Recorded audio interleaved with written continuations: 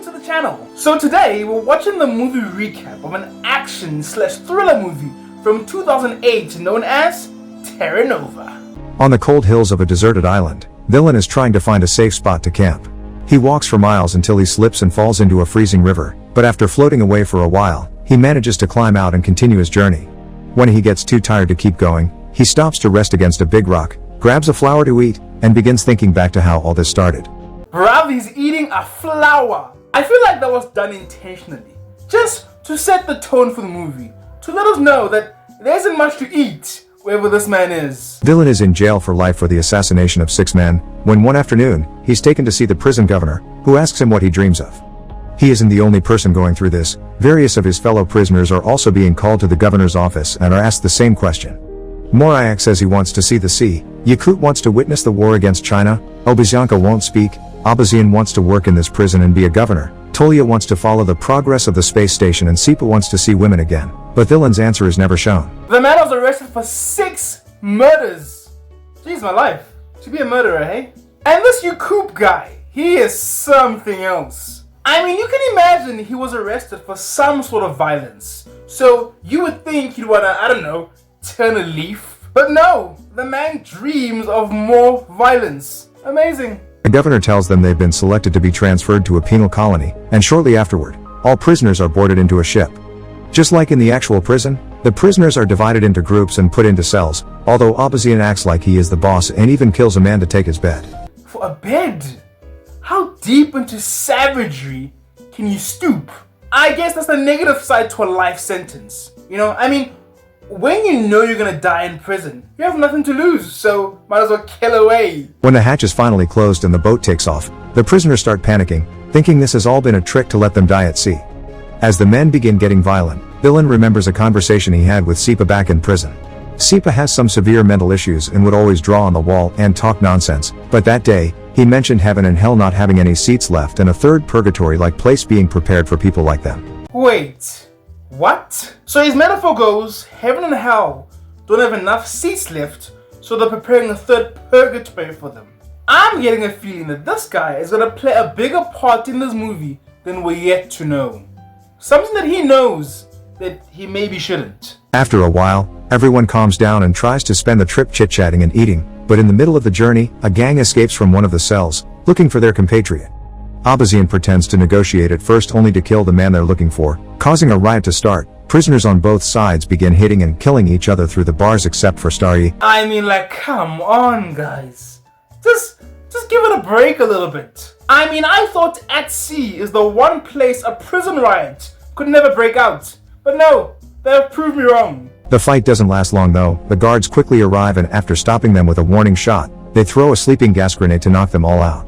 Eventually, they make it to a deserted island, where the prisoners are put into numbered handcuffs and left at the beach so they can listen to what Mr. Olafsson and Marta, the heads of the Terra Nova project, have to say. Since the death penalty has become illegal in all countries, prisons have been running out of space to hold such a large number of criminals, which is why the Russian government has offered this land to start this project, funded by some international organizations. Starting today, the prisoners are colonists living under their protection, and everything they need to survive is being provided. This is a very interesting premise. Would this even happen? Would this even be an issue in reality if the death penalty was illegal everywhere? I mean, I'm betting not. I don't know much about prison stats, but I'd like to believe that we could just keep building prisons. I think this is a gross exaggeration. Including food that should last 3 months.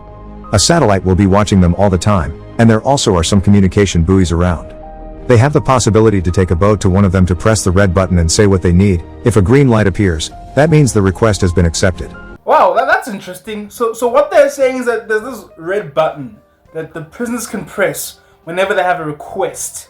And if a green light appears, the request has been approved. Oh, good heavens, we found the red button! Now, send us woman! Abazian isn't happy about the idea of being recorded 24/7, so he throws a big rock in protest, but the guards quickly make him stand back with some warning shots. Marta clarifies that the buoys can also be used to ask to leave the project by saying their name and the reason why they want to leave. If they do, they'll be returned to prison. By putting the buoys on the sea instead of on the beach, they make sure that the decision is thought twice before risking getting on a boat. Before leaving, the guards drop a bunch of keys on the sand, explaining they are numbered to match their handcuffs. The prisoners rush towards them and start fighting over them while Dylan and Sipa stay safely behind, only grabbing the keys that the others drop. Starry also decides to stay behind and watch how a gang forms a line around the keys to keep their rivals out, and a group goes to the crates the guards left to pick up some weapons and attack the crowd with them. Eventually, Ollie's gang takes control of the situation. It didn't even take a minute for it to descend into chaos. Why is it that whenever a community of human beings come together, that in some shape or form, certain individuals feel the need to have power over others? It can be so destructive. Ollie gets a jacket and good shoes for himself and Starry before choosing a man to send out on the boat, but as soon as he grabs someone, the group takes the chance to attack and the fight starts again. Dozens of men die in the fight. Moriah kills Ollie with a rock, Abazian kills Starry also with a rock, and the three men that get on a boat to reach the buoy fall to the sea and die drowning. So let's just straighten the facts out here. Number one, Ali wanted to be in charge. Now he's dead, which serves him right. Secondly, why have they made it so hard for them to get in the boat and get to the red button? Clearly, this is just another way to control the population. All the remaining prisoners go to the warehouse and begin distributing the supplies, and Abazian takes advantage of the tools found to get his cuffs open by force. Dylan packs a bunch of supplies in a bag and grabs himself a jacket while listening to Sipa say there is no way the food will last 3 months. Then he leaves the area to survive on his own and hopefully find a way out of the island, taking us back to the beginning of the story. Dylan explores the island until he finds an area with no snow and a rocky formation that will provide some shelter, so he decides to sit there while looking at a picture of his family that he's kept hidden in his prison uniform. He misses them terribly, and falls asleep with tears in his eyes. Now I'd also leave. I would also leave. It probably wouldn't be the wisest of ideas, because you'd end up just dying alone, but I would not want to be involved with the chaos with all those prisoners. Which gets me thinking, I mean, I'm an introvert, and being an introvert in prison must be horrible. I mean, another way to describe prison is being trapped with a bunch of strangers. That is literally the definition of hell for an introvert. Sometime later, he wakes up when he hears some squealing. Turns out the supplies were filled with rodents, and they are now eating through his food and bag. My gosh, I hate rats. I hate rats. I would die. But like, it's not surprising in any way. Prison supplies in a ship? Of course it had rodents. When it starts raining, Dylan finds shelter under the rock formation he saw before, getting a fire going for warmth and heating some water. After it stops raining, he catches a bird and roasts it over the fire. That's when Sipa finds him. As he chit-chats with him, he tries to steal his knife, but Dylan sees him and takes it back. Sipa offers some salt he had with him and his help in exchange for some meat, which Xiling accepts, so Sipa goes to pick up more wood and sees the family picture on Dylan hung on the rocks, which makes him blow a kiss at Dylan's wife. Well, if a woman ever comes on this island, they should know who to avoid. This guy. Well, it's not surprising he blew a kiss. I think this is the same guy, when he was asked what he dreams of, he said woman. Afterward, they share the bird, and when they're done eating, Sipa walks to the edge of the cliff, explaining he doesn't jump because he's too afraid. He asks Dylan why he won't die either, and Dylan explains it's because of his family. They're dead and he wants to be buried next to them, which can't happen if he dies on the island. The two men fall asleep, and when Dylan wakes up, he finds Sipa has stolen the picture to use it as inspiration for his debauchery. Furious, Dylan beats him up and pushes him off the cliff. I knew it. I knew this guy was sus. Although I do think Dylan is exaggerating here. I mean, he's trying to kill him. For what? The man hasn't been with the woman in how long? Give him a break. Let him use a wife's picture. He drops on a hill right underneath. But even after this disagreement, the two of them travel together as they explore the island. Sipa easily amuses himself with the trash he finds in the water while Dylan tries to fish, but the only living being they find in the water is some sort of aquatic centipede, which freaks Sipa out. While looking around, Dylan is shocked to suddenly find part of a seaplane among the rocks. It only takes going a bit farther up the hill to find the entire plane, which gives him a bit of hope because he used to be a pilot and would be able to fly it. However, two men aren't enough to move it, so for now, they go back to their shelter. So they found a plane, which might be great because they can fly it off the island if they can get it to work. And if they can get around the idea that they've been watched 24/7. And like, what are your guys' thoughts on the human rights aspect of this whole experiment? Give your honest opinion now. Do you guys think it's just to subject murderers to other murderers? Is there no human rights violation there? Dylan starts a fire with some matches he had grabbed at the warehouse, but there's something in them that creates a very toxic smoke. He moves away from the fire and drags a sleeping Sipa with him, who at first won't wake up. It takes a few shakes from Dylan for him to finally regain consciousness, but his mouth only continues to spout nonsense, and Dylan realizes the cold will kill them any minute now. The two men decide to go back to the base and see if they can steal some coal. Back in the base, life hasn't been easy for everyone. Abazian and his gang are in control and keeping a routine while sharing the supplies, and Abazian even asks them to call him governor. Now I know earlier I was against Ali and his gang wanting to take charge, but I'm not completely against this, and I'll tell you why. If this is gonna work, there needs to be some sort of leadership, so there can be some sort of order, because if there's no order, then it's just anarchy, and they're just gonna kill each other. But they keep anyone that isn't in their team inside the barracks. They only allow them to come out to have a walk in an enclosed area, similar to real prisons, while Estonitz yells at them from the watchtower. When they're sent back, they need to run because whoever is last gets killed to be used as food later. Okay, I don't know about that. I don't know about that. It always descends to cannibalism. Oh my gosh. But to be fair, what are they gonna do? Dylan and Sipa manage to reach the coal box and find the remains of a fire. After walking for so long, they're almost freezing, so they can't help laying down next to the fire and falling asleep. But Sipa wakes up quickly when he hears some noises. The gang is coming over with their latest prisoner for roasting. He runs to hide behind a rock, but Dylan is still out there, so he comes back out to rescue him, but he isn't fast enough and Abazian's men find them and capture them. The two of them are taken back to base, where Abazian tries to decide what their punishment will be for having run away with supplies when they arrived. Yakut tries to remind them that they were on their side during the ship fight, causing Estonitz to insult him for trying to meddle. Yakut replies by hitting him, and this causes the whole gang to team up to hit him in return, earning Yakut a place in the barracks with Dylan and Sipa. Kids, the moral of the story is, don't be a hero. Okay, I'm kidding, but only kinda. Because when you think about it, cowards live. But at the same time, cowards aren't honorable. They don't amount to anything. So you gotta stand. You gotta take a stand. Yes. They walk around for a while, and when Estonitz announces it's time to return, Dylan stays behind, but Sipa comes back from him and drags him inside with him. I don't know who Zillan thinks he is, because what he's doing is dumb. There's a difference between being a hero and just being dumb. There is no sense in dying for nothing. Sure, die for a cause, make a stand, die for something you believe in, but not nothing. They can only watch as the last standing man is captured and tied to a pole, begging for some water as his last wish, so Sipa takes pity on him and brings a cup to his lips before he is killed. Later, before going to sleep, the group discusses the possibility of rebelling. They're unsure because it may be dangerous, but Shram convinces them it's worth trying. Now this is something to die for, a good rebellion. Yes! I feel like in watching this, I have had an epiphany. I now understand why men desired to go to war. It's the idea of dying for something you care about. You know, it's not about the man forcing you. Maybe at times some were forced, but it's about caring about something so much that you're willing to put your life on the line for it. The next morning, Tolia shows Abaziankat that he's installed a secret trap in his workshop to catch any potential thieves.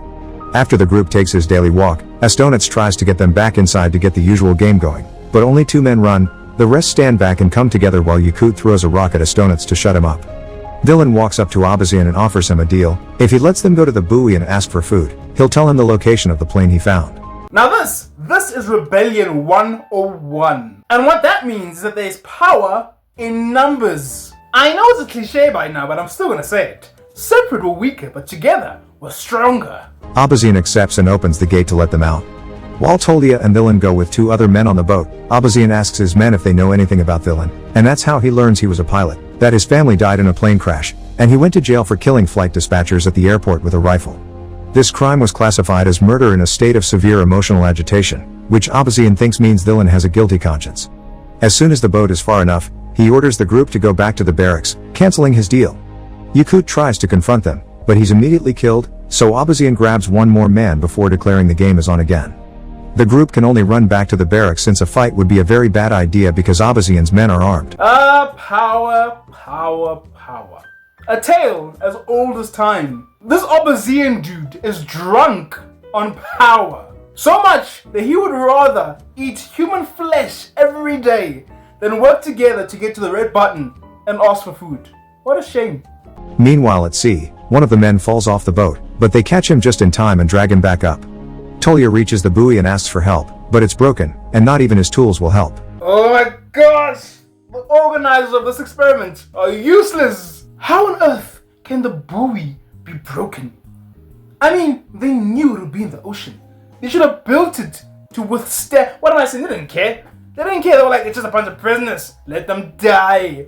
They go back to the shore and Dylan tells Abazian that food is on its way, but Abazian doesn't believe him because there wasn't a green light of confirmation. Tolia reminds him of the existence of the plane, but Abazian doesn't believe that's true either, but it inspires Obizyanka to move around with his arms open like one.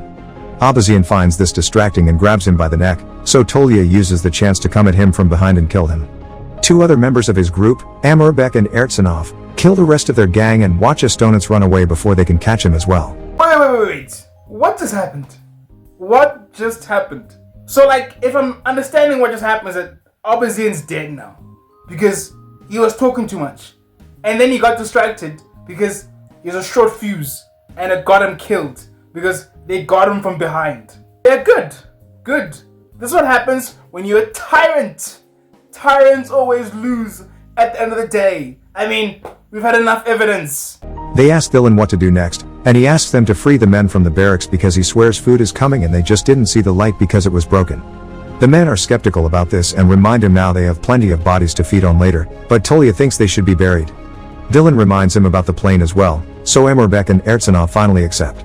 Dylan is quite an interesting character. On the one hand, he's solemn and quite broody, so you wouldn't think he's optimistic.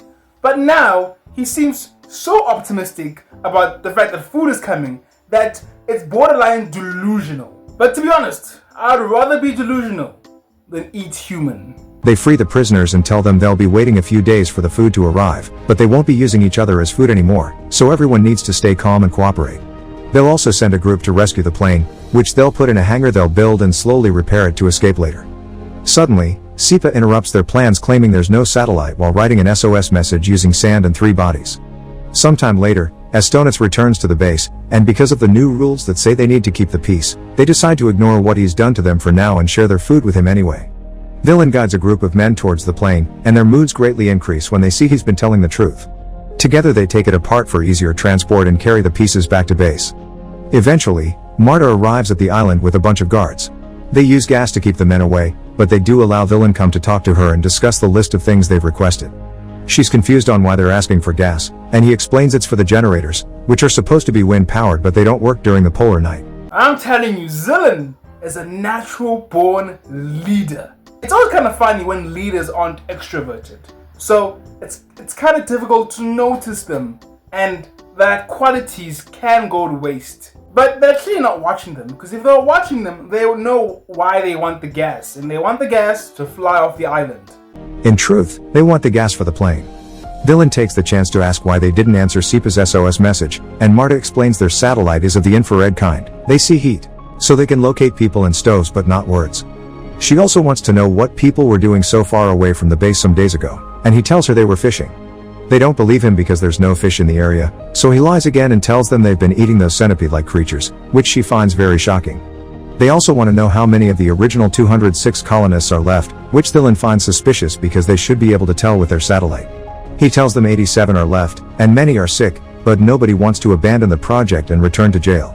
Before Dylan leaves, Marte tells him he has the right to one personal request, so he gives her a few sheets of paper asking her to provide the group well. Once the guards have left the new supplies, Dylan and his men try the gas in the plane hidden in the hangar and happily confirm it does work. Afterward, they watch a new group of American prisoners arrive as the guards and Marta leave the island. These prisoners have a leader too, a very large man that Dylan tries to shake hands with. The man doesn't take it, in fact, he hits Dylan. What? I tell you, I was not expecting new prisoners. And boy do they look mean. They look mean. This experiment is kinda messed up. They clearly want them to massacre each other. Which triggers a fight between both sides. The encounter is brutal and nobody hesitates to go for the kill, so Sipa drags Dylan with him to hide him in the workshop. One of the Americans tries to follow them, but he falls on Tolia's trap and instantly dies. Ertsanov goes up against the American leader and gets overpowered, but before he can get killed, Amarbek cuts in and kills the big man instead as the buildings around them catch on fire. All this is being watched by the heads of the project. When they realize the situation is finally out of control and that over 40% of the colony has been killed, Marta calls the central office and is told to proceed with Code Naked Island, which sends a bunch of guards to the island that shoots all the reminder prisoners while Marta burns Dylan's letters. Luckily, a few men are still alive thanks to having hidden in the mountains or the hangar: Dylan, Sipa, Ertsanov, and Tolya. Together they push the plane out, but when they're about to board it, Sipa tells them goodbye and runs to the hill so he can jump into the ocean, not afraid anymore. The remaining trio gets in the plane and Dylan manages to make it take off safely, although the guards shoot at them on the way. His two companions die, but Dylan isn't hit by the bullets, so he flies away into his freedom. I knew it! I knew it! I knew it was too good to be true. But like, why go through all this trouble just to kill the prisoners? I mean, there must have been an easier way to do this. But luckily, Dylan survived.